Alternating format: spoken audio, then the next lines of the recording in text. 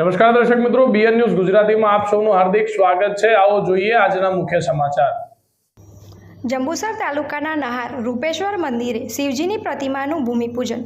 પ્રાપ્ત માહિતી અનુસાર ભરૂચ જિલ્લાના જંબુસર તાલુકાના નહાર ખાતે 2 કિલોમીટર દૂર આવેલા રૂપેશ્વર મહાદેવ મંદિરના દરિયા કિનારે મહાદેવની મૂર્તિના ભૂમિપૂજનનો કાર્યક્રમ રાખવામાં આવ્યો હતો।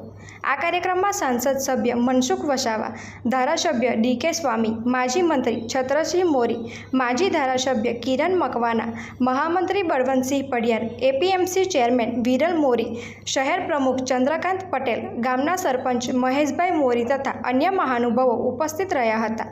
નહાર ગામથી લગભગ 2 કિલોમીટર દૂર આવેલા રૂપેશ્વર મહાદેવ મંદિરના દરિયા કિનારે દેવોના દેવ મહાદેવની આશરે 30 ફૂટ ઊંચી પ્રતિમાના ભૂમિપૂજનના આ કાર્યક્રમમાં ઉપસ્થિત મહાનુભાવોએ પોતાના અભિપ્રાયો રજૂ કર્યા હતા।